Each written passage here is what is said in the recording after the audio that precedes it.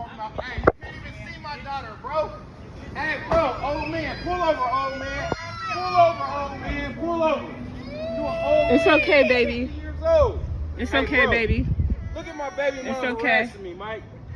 I'm trying to feed my daughter. Look how her and her dad harassing me. No, now you get to testify against her, Mike.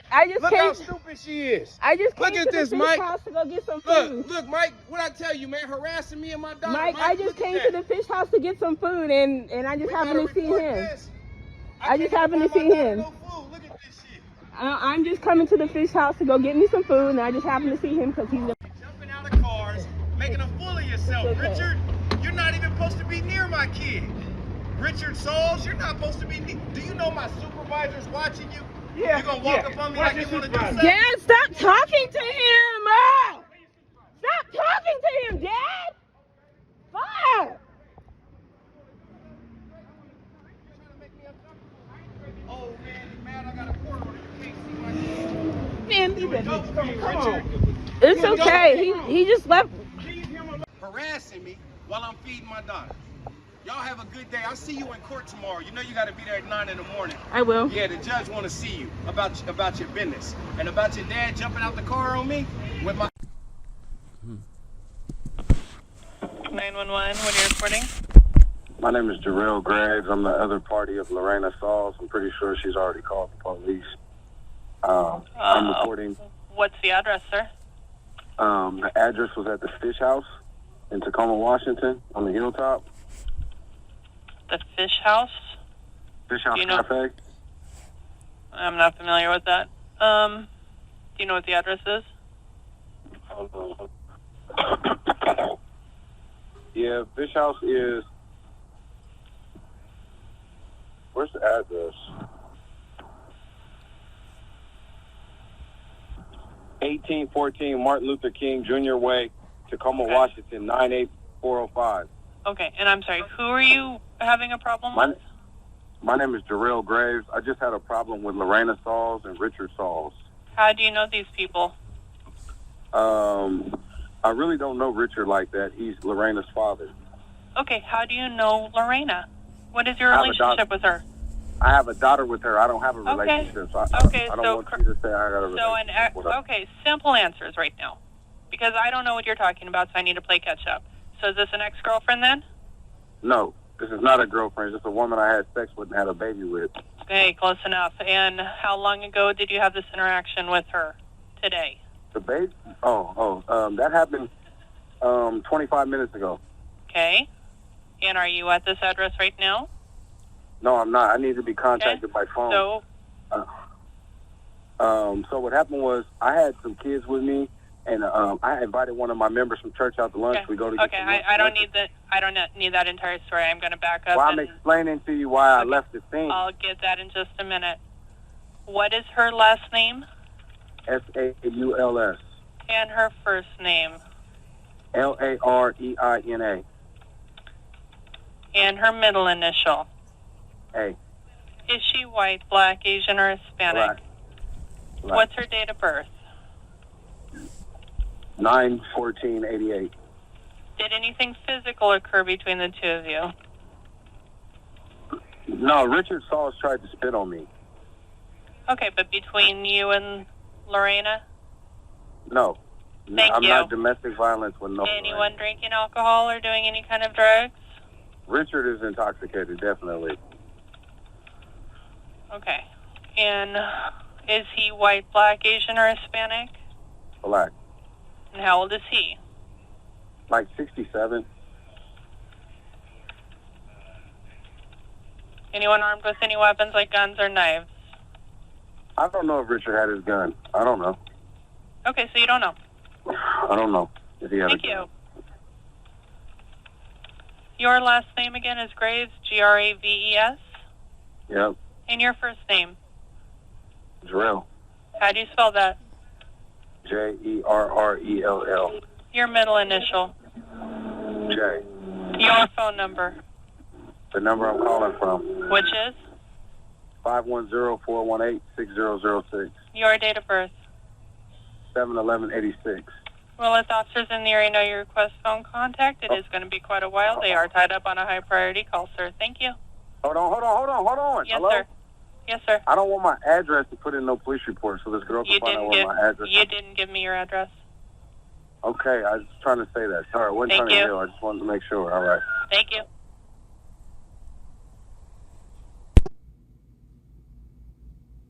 $232018-694. Ma'am, you were taking both of us the last time. We did separate today. Yeah, I'm going to do them separate. Okay.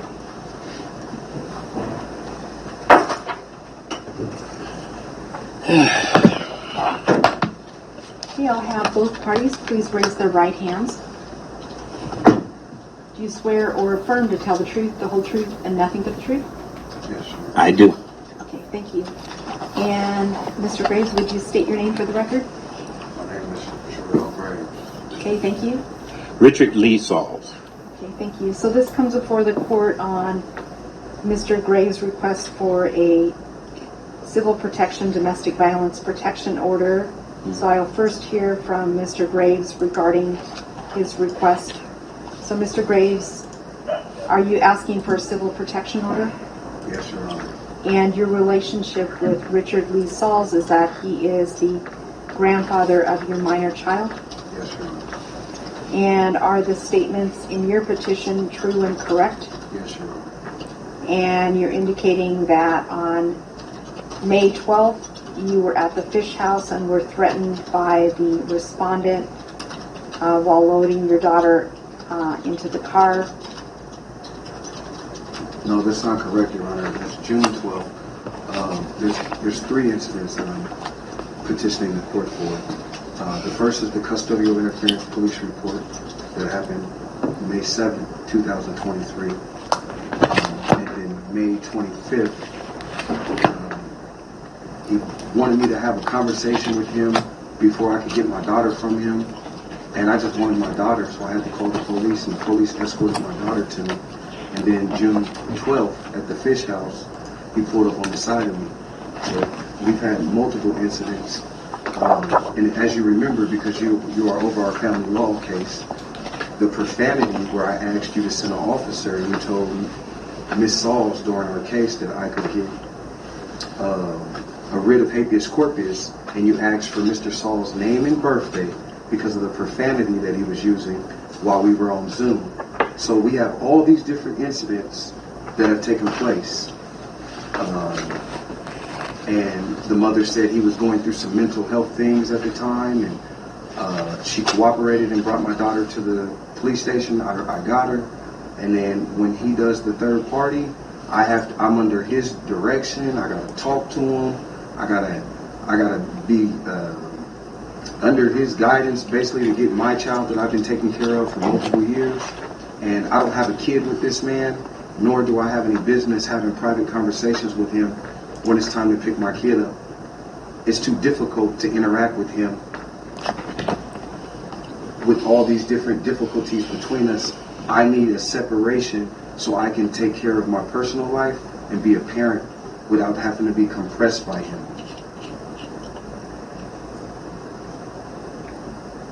Okay, sir, and you saw the materials filed by Mr. Richard Lee Sauls. Did you have a response to those materials? Yeah, I saw different documentations. Like for example, I'm a professional entertainer, a retired entertainer. I've been in multiple movies. They've taken clips out of movies with me holding prop guns. I've submitted my contracts for films that I've worked in Hollywood, Burbank. I've been in multiple action films, LA crime films. I've been in movies on YouTube, movies on all different channels, and screenshot pictures of me holding prop guns, trying to say that I'm a threat. Instead of showing you the full movie that's like 60 minutes, 30 minutes, they take clips. They use derogatory remarks about Caucasian providers that I have that delivered my child, saying that I'm trying to use white privilege, in quotes. I read all of his documentation, and when I tried to send him my documentation, he tried to get a petition for a restraining order because I was emailing him, reminding him that he doesn't have consent to post my photographs, saying that I'm using my church as a front, like I'm not actually in the choir. They came to my church, the father and the daughter. came to my church together looking for me and my daughter. It's just too much. You know, I have actual police reports, not CAD reports, actual police reports where the police made contact with him for the custodial interference. He refused to give the kid back, and you ordered for the mother to return the child to father. So I've read all his documentation he's presented. I don't have any police reports being violent or vigilante toward this man. I have police reports on him being that way toward me, and I feel threatened that he has a firearm every time I go to pick my kid up because I'm not on his good side. And the way he snapped on you at court, imagine how he's going to snap on me with his loaded firearm while I'm trying to get my kid. Did you look at his materials where he's saying he doesn't have a firearm and he's providing the still photographs? And I also turned in the photographs how he had his shirt. He has a small firearm that you can hide under your shirt. He took 3 minutes to walk from the side of his car before he ran up on me. I supplied the video to the Tacoma Police Department. They watched the video. They put in the evidence that they received the video. Also, he's being charged with harassment by Tacoma Municipal Court. He has a court date coming up where they're pressing charges against him. I feel that I need a protection order to protect me from his aggressiveness when I have to be a provider for my child. I'm going to continue to say that I witnessed him yelling at you in court. Sir, if that's the basis for a protection order, I could probably have a whole bunch of protection orders against people that are upset at me because I'm ruling a certain way.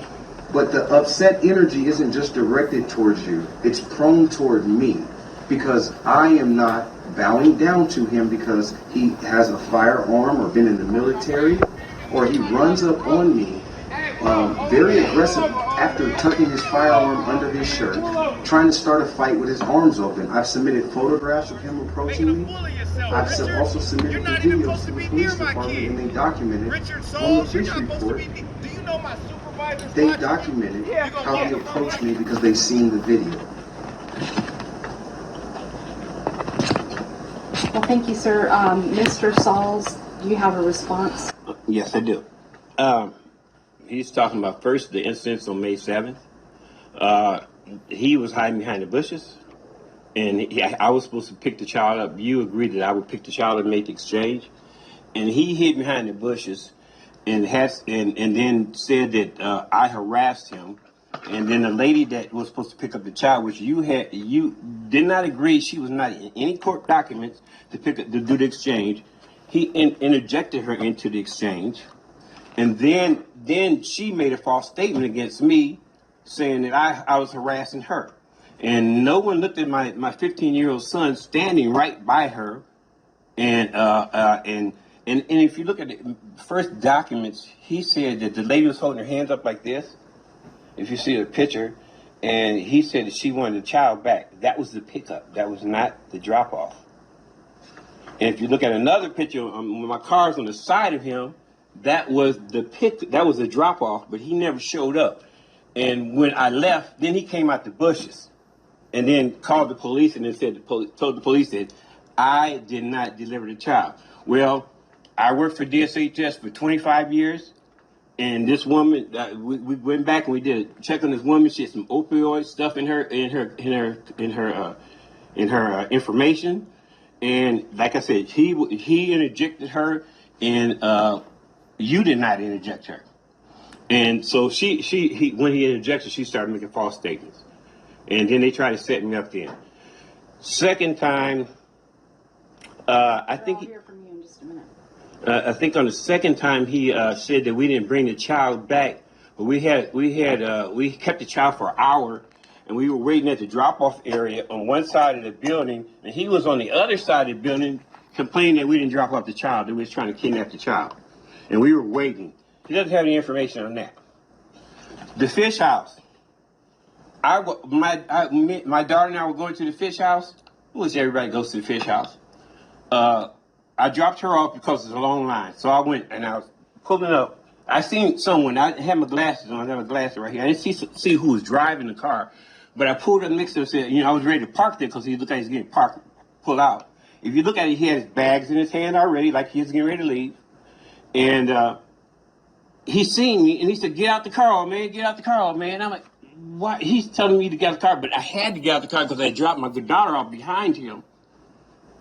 And I was scared because she was trying to get a restraining order for the longest time from him. And I was scared he's going to go after her. So I pulled over and parked really quick and got out the car. He started rushing towards me, shoving papers in my face, talking about I'm not supposed to see the kid. I'm not supposed to have any visitation with the kid. Well, I'm going to give me a sandwich. I don't know why he put the child in the car, closed the door, slammed the door, grabbed his papers, and ran towards me. Now I'm saying, how come he just couldn't leave? Why does he have to attack me, come up and get in my face and start throwing papers in my face? And Your Honor, this is the same clothes I had on during the confrontation. I wanted just to show you that this is what I had on. I didn't have any guns on me. This is exactly the same thing I had on. Shirt, pants, and everything. And then he interjected some lady in the middle of it that said that I had guns. No one ever seen a gun from me. No one's never seen a gun, but all this gun play is going. I don't know where he's going with this. The fact is that earlier I had to tell him to get out of my house. I'm his biggest threat. You know, if you look at his paperwork, he says that he's got my grandchild restricted from me too. He's got my son restricted. And he's trying to keep everyone away from my granddaughter, so my daughter doesn't have a place to go. And he's just filing consistent. And all the paperwork he's filed, it doesn't make any difference. He's got paper from domestic violence class. Those classes not even valid in Washington State. All the stuff he's got in, he's just piling stuff. And that's the fish house thing. I got proof I didn't have no weapon. I turned around. I got the transcriptions that say that was actually going on. Now, this lady said that she was in the middle of this. She is not nowhere on any of the transcriptions. And he's made 2 police reports. He made first police report on the 12th saying that he didn't have a problem. And then the second one on the 13th, he said I had a gun. And he made that at the casino when he was supposed to be in here having a court date with you. Thank you. Mr. Graves, do you have a response? Yes, Your Honor. I never hide in the bushes. I stand to keep my distance so I can't get any allegations against me. Him not being able to see me and me standing there the whole time, it has nothing to do with me because I stood there the whole time. At the police station, there's a door where the police come in and out, and there are some bushes near there. But during that first visit, I had someone that I hired to monitor the safe exchange because it was our first exchange. I was intimidated to pull up alone, and I was under the impression the mother was going to be there, and I wanted a third party to prevent me from being accused of anything. And the only third party that I knew was Susan at the time, because we were currently relocating back up here to Washington, and I was trying to get somebody, and nobody wanted to participate because they were coming to our church, kind of intimidating the elders. So it was like I was running out of people, and she was the only option that I had. As far as me trying to use the court to keep him from seeing my kid, I wonder where my kid is now, because the mother's in the room with me. So, you know, I'm not here to stop him from seeing my kid. I'm here to ask the court to keep him. Sir, I guess I'm going to ask you a question. So, there's nothing that says either one of you can't use childcare when you're, and I'll be honest, it's not great to have a child be at court and hear parents or family members getting, I mean, this child has been to court more than most adults over the age of 70. I'm asking for a restraining order because the police had to escort my child. There's photographs of the police escorting my child because he refused to take my kid out the car. He wants me to walk up to his car. He has a gun. He always has a gun. And I feel like I'm going to get shot by this man. I don't feel safe walking up to his car, taking my daughter out of his car, especially after the custodial interference where 7 or 8 cops witnessed this man aid in the bed, the mother leave the police station with my child. They wrote in the police report. I can't make these officers write these things. Police have a due diligence that they have to do. I have nothing to do with that. The incident between me and Mr. Sauls is that I asked for him to go to drug treatment with his daughter like 2 years ago. He felt offended. We haven't been on the same rapport ever since. He makes allegations that I plant things in his home. I haven't been to his home since August 1st, 2022. I haven't been inside his home at all this year. It's almost been a year since I've been in his home. So as far as him saying he kicked me out of his home, I haven't been in his home since I worked my security job. The impression that he's trying to play is that he's a victim when I've never been aggressive. Even when you asked me to go get my daughter, I came in here gentle and respectful. I'm not hitting your podium as I'm talking. I'm staying very calm. That aggressive energy is the same energy that is making police document custodial interference, harassments, and threats.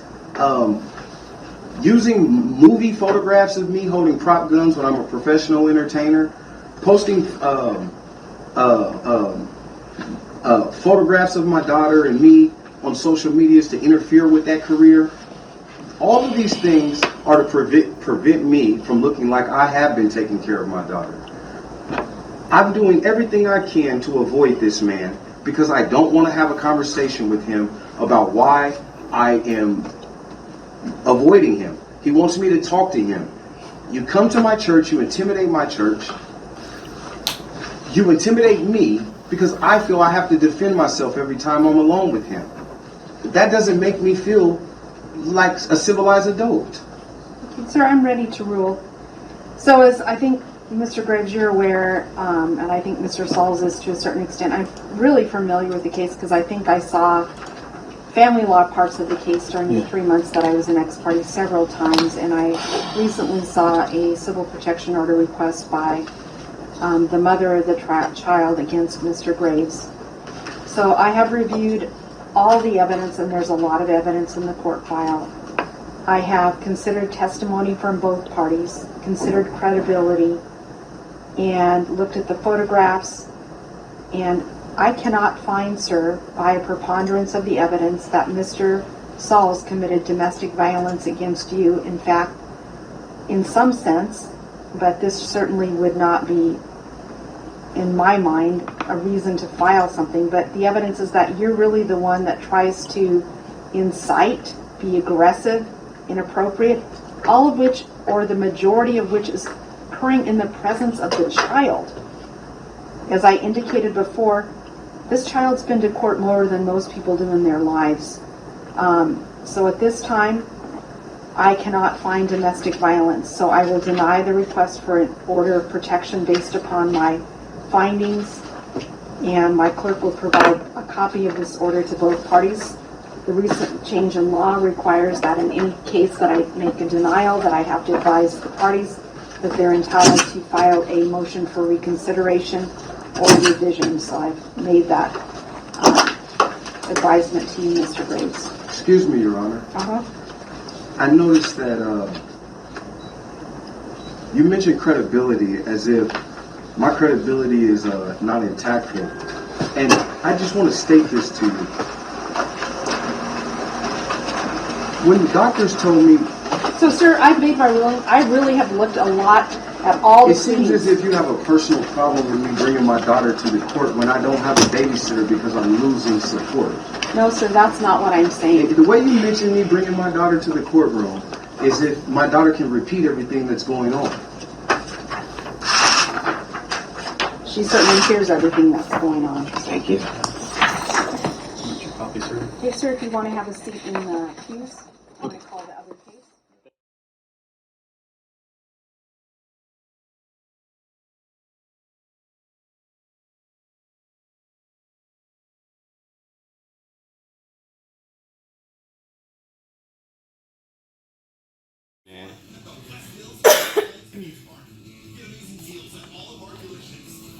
Okay. Okay, well, we noticed. Blow it up some more. You want to blow it up some more? Yeah, that's the same R. That's the same exact R. I can see the curve. The curve right here. See that little curve? Mm-hmm. And it's right there. that was never written together. It was written separately. You can tell. It didn't even look like in here. Yeah. So he just changed the end of those to make them look the same. So that real graves he kept. Yeah. Okay. And so you wanna go bigger on the signature? Yeah. You can tell the difference.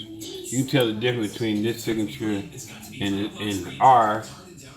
And the space in this signature over Yeah, here. he tried to make it look, yeah. Yes. And then he uncovered this.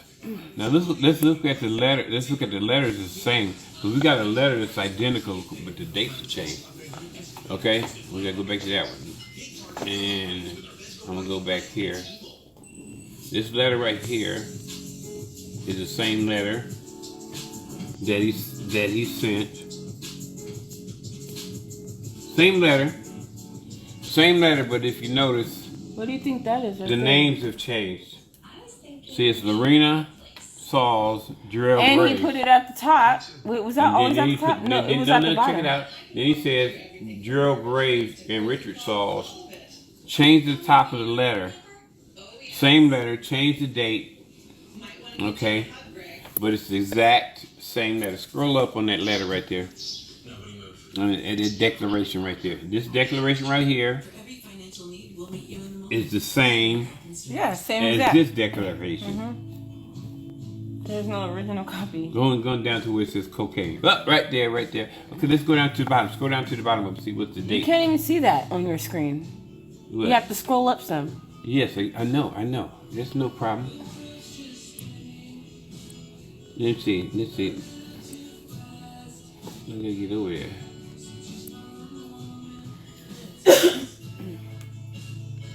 Okay, we'll scroll down. And that date is 5/1. This date's 5/1. 5/1 also. And you have that letter It has behind it? Okay. So what he did, he changed the declaration and changed the top name and resubmitted it. Yeah. Same letter. And took the date. Yeah. Go scroll up on there. This and that's the same declaration, but the dates have been Took Sheila's changed. name out of it. Took her name off of it. Yeah.